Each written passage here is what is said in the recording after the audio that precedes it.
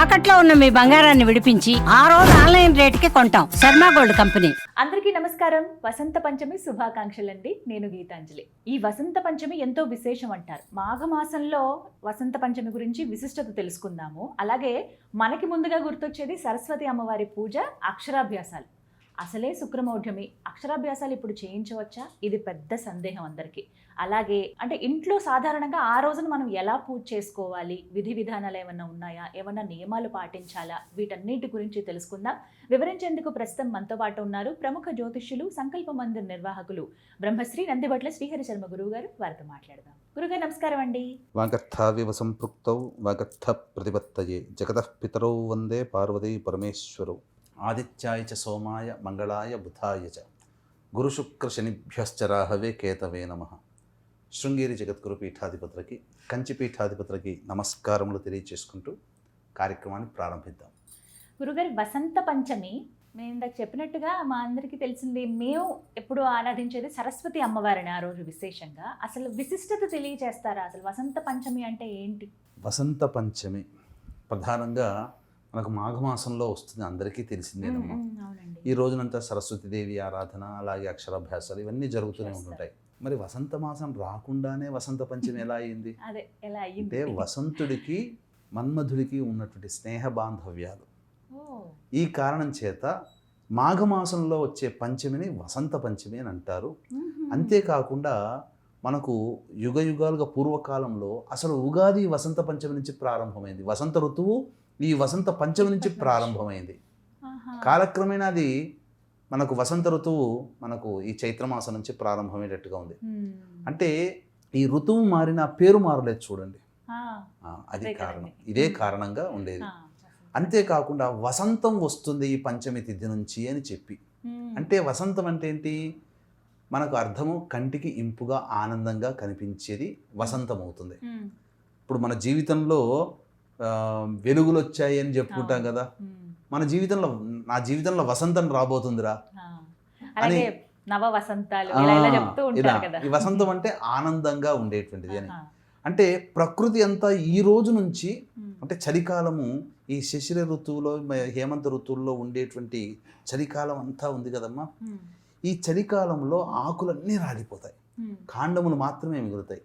ఈ వసంత పంచమి నుంచి చిగురిస్తుంది, గ్రీనరీగా మారి చైత్ర మాసానికల్లా నిండుగా ఫలాలిచ్చే విధంగా ఈ వృక్షజాతి పెంపొందుతుంది. అంతేకాకుండా మనకు ఈ సృష్టిలో వృక్షజాతి త్వరగా పెరిగేటువంటిది. ఈ వృక్షజాతి పెరుగుతున్నట్టుగానే మానవ జీవితం కూడా పెరుగుతుంది అనేటువంటి యొక్క ఉద్దేశ్యం. ఈ వసంత పంచమి మనకు జనవరి 23వ తారీఖు రోజున వచ్చింది. పూర్వభాద్ర నక్షత్రంతో కూడుకున్నటువంటిది కాబట్టి ఇది చాలా విశేషం. శుక్రవారం అంటే మనకు ఈ యొక్క త్రిశక్తి దేవతలలో మనకు మహాకాళి, మహాసరస్వతి, మహాలక్ష్మి. అయితే కాళీని మనకు సంబంధించి చైతన్య శక్తిగా, క్రియాశక్తిగా ఉంటే, లక్ష్మి చైతన్య శక్తిగా అంతర్గత శక్తి రూపొందించుకునేటువంటిది ఈ అమ్మవారి ఆరాధన. సరస్వతి అమ్మవారి జ్ఞానశక్తి, ఇచ్ఛాశక్తి, క్రియాశక్తి, జ్ఞానశక్తి. ఇచ్ఛాశక్తి అనేటువంటిది లక్ష్మి ద్వారా, క్రియాశక్తి కాళీ ద్వారా, జ్ఞానశక్తి అనేటువంటిది ఈ అమ్మవారి ద్వారా వస్తుంది. అంటే సాధారణంగా మనము పురాతన కాలం నుంచి చూసినట్లయితే రాజు యుద్ధాలు చేసి వీరత్వం చూపి గెలిస్తే రాజుని కీర్తిస్తున్నారు. అంటే అక్కడ ఇచ్ఛాశక్తి, క్రియాశక్తి. కానీ జ్ఞానశక్తి ఎక్కడి నుంచి వచ్చింది? ఆ రాజుని పెంచి పెద్ద చేసిన గురువు వల్ల వచ్చింది. అందుకే చాణక్య చంద్రగుప్తులో చాణక్యుడు మేటి వాడయ్యాడు. చంద్రగుప్తుడితో సమానంగా పేరు ప్రఖ్యాతులు. జ్ఞానానికి అంతటి ప్రాధాన్యత. ఇప్పుడు మనము ఎవరైనా కానీ అమ్మ ప్రపంచంలో చూసుకున్నట్లయితే ఒక పని కావాలి, మనం బయటికి వెళ్ళి 1 కిలో టమాటాలు కొనుక్కొని రావాలి అని పంపిస్తే మనం కిలో టమాటాలు చూచి కొనుక్కొని వస్తాం. అంటే జ్ఞానం ఉందిగా మనకు, కిలో కావాలి అని. మనం ఏం రోబోలు కాదు కదా. ఈ రోజు రోబోలకే మనం జ్ఞానాన్ని ఇస్తున్నాం, అన్నీ అవే పనులు చేసేస్తున్నాయి, ఆపరేషన్లు కూడా చేస్తున్నాయి. అంటే మనుషులకి కూడా జ్ఞానం అనేటువంటిది అవసరమైంది ఈ రోజుల్లో. ప్రతి వ్యక్తికి కూడా జ్ఞానం కావాలి. ఇదేదో వసంత పంచమి కేవలం పిల్లలకి చదువుకోవడానికి, పిల్లల విద్యా బుద్ధుల కోసం కాదమ్మా. ప్రతి మానవుడికి ఈ జ్ఞానశక్తి కావాలి. ఏ పని ఎందుకు చేస్తున్నాం, ఏ పని ఎప్పుడు చేయాలి, ఎలా చేయాలి, ఏ విధంగా చేయాలి, ఎప్పుడు ప్రారంభించాలి, ఎప్పుడు ముగించాలి, సమస్యలు వస్తే ఎలా ఎదుర్కోవాలి, ఇవన్నీ జ్ఞానమే మనకిస్తుంది. కాబట్టి కేవలం ఇది సరస్వతీదేవి పూజ, నాకు సంబంధం కాదు, పిల్లలకి సంబంధం అని కూర్చోవడానికి లేదు. అందరూ చేయాల్సినటువంటిదే, అందరూ ఆరాధించాల్సిందే. ప్రతి దేవతకి కూడా సౌమ్య రూపము, ఉగ్ర రూపము, తామస రూపం ఉంటుంది. సరస్వతి మనకందరికీ చాలా మటుకు తెలిసినటువంటిది సౌమ్య దేవత. కానీ సరస్వతికి ఉగ్ర రూపం నీల సరస్వతి. సరస్వతి అమ్మవారు కూడా యుద్ధంలో పాల్గొనింది నీల సరస్వతి రూపంలో. అలాగే దశమహావిద్యల్లో సరస్వతి స్వరూపముగా మాతంగి దేవతను కొలుస్తారు, లక్ష్మీ స్వరూపముగా కమలా దేవతను కొలుస్తారు, కమలాత్మిక. మిగతా దేవతలందరూ పార్వతీ అమ్మవారి స్వరూపం, కాళీ స్వరూపం.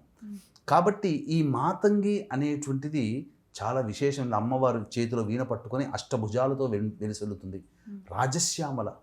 అసలు సరస్వతీదేవి యొక్క అనుగ్రహం కేవలం చదువు కాదమ్మా. ఈ సరస్వతికి మారు రూపాలైనటువంటి మాతంగి, ఉచ్చిష్ట మాతంగి, హసంతి మాతంగి, శుకమాతంగి, వీణా మాతంగి, శారికా మాతంగి, రాజమాతంగి, ఇలా అమ్మవారిని వివిధ రూపాల్లో వివిధ రకాలుగా కొలుస్తూ ఉంటుంటాం. కాబట్టి ఈ సంబంధించినటువంటి మాతంగి దేవతల్ని ఈ సరస్వతి రూపంలోనే మాతంగి దేవతను మనం కొలుస్తాం. అంతేకాకుండా సభవశీకరణ, జనవశీకరణ, రాజవశీకరణ, ఇవన్నీ సరస్వతీదేవి యొక్క అనుగ్రహం వల్ల కలుగుతుంది. సరస్వతి రూపాలైన మాతంగి ద్వారానే కలుగుతాయి. ఇప్పుడు ఒక జాబ్కి నలుగురు వెళ్ళారనుకోండమ్మా, ఒక్కడిని వరిస్తుంది కదా, ఆ వ్యక్తికి రాజవశీకరణ ఉంటుంది. అందుకే ఆ వ్యక్తి ఇంటర్వ్యూకి వెళ్ళినా ఉద్యోగం సంపాదించుకోగలిగారు. ఇలా ఉంటుందన్నమాట. ఇప్పుడు మీకు జ్ఞానం అనేటువంటిది ఎక్కడ పనిచేస్తుంది తెలుసా అమ్మా? మీకు బాగా వీక్షించిన ప్రేక్షకులు కూడా అందరికీ అనుభవమే. చదువుకున్న ప్రతి వ్యక్తి, 10th క్లాస్ చదివిన ప్రతి వ్యక్తి అనుభవమే అని చెప్పొచ్చు. ఎగ్జామ్ షీట్ మార్క్స్ ఆన్సర్ ఇస్తారు, OMR షీట్ ఉంటుంది, తెలిసినవన్నీ రాస్తాం, తెలియనివన్నీ మనకు అలా చూసి అడ్డిమారు గుడ్డి దెబ్బలాగా మనకు ఆన్సర్ అదేనేమో అని భావించేస్తాం. ఆ జ్ఞానం సరైన ఆన్సర్ మీద టిక్కు పెట్టడమే మనకు జ్ఞానశక్తి అని చెప్పవచ్చు. అంతేకాకుండా ఈ రోజున అమ్మవారిని ఆరాధన చేస్తే, అంటే ఇప్పుడు మనకు చెప్పదలిసినట్లయితే జ్ఞానం అంటే జ్ఞాపక శక్తి మనకు ఉండదమ్మా. 3 రోజుల కిందట ఎక్కడికి పోయాం, ఏం చేసాం, 2ంటికి ఏం చేసామంటే టక్కున చెప్పగలుగుతామా? చెప్పలేము. కానీ పిల్లలు చక్కగా చెప్తారు. అంటే వాళ్ళల్లో న్యూరాన్స్ యాక్టివేట్ అవుతాయి. ఈ పిల్లలకి ఎందుకు ఈ వసంత పంచమి అంటే, ఆ పంచమి తిథికి ఈ యొక్క మెదడుకి సంబంధం ఉంది ఈ యొక్క మాఘమాసంలో. అందుకని వసంత పంచమి రోజున సరస్వతి ఆరాధన పెట్టడం ద్వారా న్యూరాన్స్ యాక్టివేట్ అవుతాయి. ఈ అమ్మవారిని ఈరోజు పూజ చేయండి అని చెప్తారు. కాబట్టి విధిగా పూజ ఆచరించాలి ఈ వసంత పంచమి రోజున. ముఖ్యంగా సరస్వతి అమ్మవారిని చేసుకోవచ్చమ్మా. అయితే ఈ సంబంధించినటువంటి వసంత పంచమి తిథి రోజున ఏదైతే ఉందో, ఆ రోజున అమ్మవారు శ్వేత వస్త్రము ధరించినటువంటిది, శ్వేత వాహనం అంటే హంసవాహనం, ఇవన్నీ ధరించినటువంటి చిత్రపటము కానీ లేదా కలశంలోనైనా కానీ అమ్మవారిని ఆరాధన చేయవచ్చు. ఒక పీట ఏర్పరచుకొని పసుపు రంగు కానీ తెలుపు రంగు కానీ వస్త్రము ఆచ్ఛాదనగా మనకు పీట వేసి దాని మీద చిత్రపటం పెట్టి లేదా కలశం పెట్టి అమ్మవారిని మొట్టమొదటిగా గణపతి పూజ చేసి గణపతి యొక్క అనుగ్రహం తీసుకొని సరస్వతీదేవి యొక్క అష్టోత్తర పూజ విధానంగా, షోడశోపచార విధానంగా పూజ చేయాలమ్మా. తెల్లటి పుష్పాలనే వాడమని చెప్పబడి ఉంది ఈ యొక్క పూజా విధానంలో. ముఖ్యంగా నైవేద్యం పెట్టేటప్పుడు నాగవల్లి అంటే తమలపాకులో సంబంధించినటువంటి నెయ్యి కొంత, అంటే ఒక భాగము, 3 భాగాలు తేనె, 2 కలపకూడదమ్మా. ఒక 40 గ్రాములు తీసుకున్నారంటే 10 గ్రాములు ఆవు నెయ్యి ఉండాలి, 30 గ్రాములు తేనె ఉండాలి. ఇది కలిపినది నైవేద్యంగా పెట్టి పిల్లలు గనక తినిపిస్తే వాక్శక్తి పెరుగుతుంది. అందుకనే ఈ రోజున వీలైతే పిల్లల చేత 27 సార్లు కానీ, 36 సార్లు కానీ, 41 సార్లు కానీ, 54 సార్లు కానీ, 108 సార్లు కానీ ఈ యొక్క మంత్రాన్ని వాళ్ళ పిల్లల చేత జపం చేయించండి. ఆ మంత్రము ఓం వాగీశ్వర్యై చ విద్మహే బ్రహ్మపత్న్యై చ ధీమహి తన్నో వాణీ ప్రచోదయాత్. ఓం వాగీశ్వర్యై చ విద్మహే బ్రహ్మపత్న్యై చ ధీమహి తన్నో వాణీ ప్రచోదయాత్. ఈ యొక్క మంత్రం, ఈ మంత్రాన్ని మనం చక్కగా ఈ విధంగా పిల్లల చేత జపం చేయించినట్టయితే జ్ఞాపకశక్తి చాలా బాగా పెరుగుతుంది. అంతేకాకుండా ఈ రోజున స్వర్ణప్రాశనం గనక చేసి పిల్లలకు అలవాటు చేస్తే చాలా విశేషం. ఈ రోజు నుంచి మొదలుకొని మాఘ పౌర్ణమి వరకు చేయాలమ్మా. చాలా విశేషం అమ్మా స్వర్ణప్రాశనం అంటే. బంగారమును సంబంధించినటువంటి బంగారు రజను అని అంటారు. అంటే ఈ యొక్క స్వర్ణ భస్మము అని అర్థం. అంటే బంగారాన్ని పుటం పెట్టి చేస్తారు.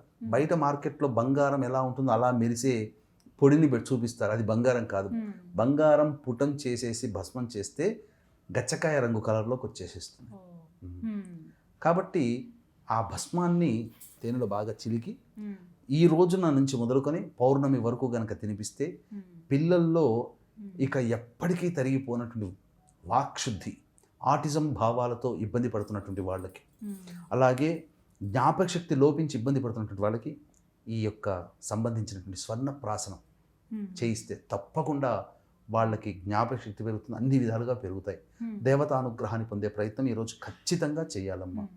కాబట్టి అంటే వసంత పంచమి సందర్భంగా గుప్త నవరాత్రులు చేస్తాం. ఈ గుప్త నవరాత్రుల్లో రాజశ్యామల లేదా మాతంగి అవతార స్వరూపాలనే మనం ఈరోజు కొలిసేది. ఈ వసంత పంచమి రోజున మాత్రం సరస్వతి స్వరూపంగా మనం కొలవడం అనేటువంటిది శిష్టాదిగా ఆచారంలో ఉందని చెప్పవచ్చు. ఇక ఖచ్చితంగా అడగాల్సింది శుక్రమౌఢ్యమి, మరి అక్షరాభ్యాసాలు చేయించవచ్చా? అంటే ఇప్పుడేనండి చేయించటము బాబు లేదా పాపకి, చేయించమంటారా వద్దా అని అడుగుతారు చాలామంది.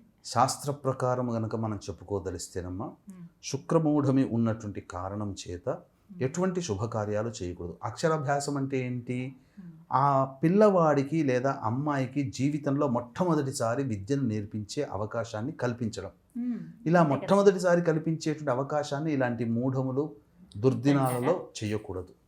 అయితే కొంతమంది ఏమంటున్నారంటే క్షేత్రంలో కదండి తప్పు లేదు, క్షేత్రంలో చేసుకోవచ్చు అని అంటారు. కానీ శాస్త్ర ప్రకారం అయితే సమ్మతం కాదమ్మా. కాకపోతే ఇక మామూలుగా సరస్వతి పూజ చేసి ఈ యొక్క సంబంధించినటువంటి పాల్గొన మాసంలో శ్రీ పంచమి మదన పంచమి అని అంటారు, అప్పుడు చేసుకోండి. అప్పటికి శుక్రమూఢం వెళ్ళిపోతుంది. ఆ సమయంలో చక్కగా అక్షరాభ్యాసాది కార్యక్రమాలు చేసుకోవచ్చు. సాధారణంగా ఆల్రెడీ అక్షరాభ్యాసం చేసుకునే వాళ్ళు మళ్ళీ ఏదైనా సరస్వతి దేవాలయంలో వెళ్ళి పూజ చేసుకోవచ్చు, పిల్ల పాపలతో చేసుకోవచ్చు. కానీ చక్కగా పిల్లలు అక్షరాభ్యాసము అనేటువంటిది ఈ యొక్క మూఢమి సందర్భంగా పనికిరాదు. అలాగే అమ్మవారికి నైవేద్యముగా బెల్లం పాయసం నైవేద్యంగా పెట్టాలి. అలాగే ఎల్లో కలర్ ఉన్నటువంటి పెన్నులు, అంటే కలర్ ఇంక్ ఎల్లో కలర్ కాదు, పెన్నులు క్యాప్ కానీ ఏదైనా కానీ పసుపు రంగులో కనుక ఉన్నటువంటిది ఈ రోజున పెట్టాలి. ఎందుకనంటే ఈ రోజున పూర్వభాద్ర నక్షత్రం ఉంది, గురువుకు సంబంధించినది. కనకవర్ణం కనకగంధం కనక పుష్పం కనకమాల్యాంబరధరం కనకఛత్ర ధ్వజ రథ పతాకాది శోభితం అని చెప్పి ఈ యొక్క గురువుని స్తుతిస్తూ చేసే నవగ్రహ స్తోత్రాలలో ఉంటుంది.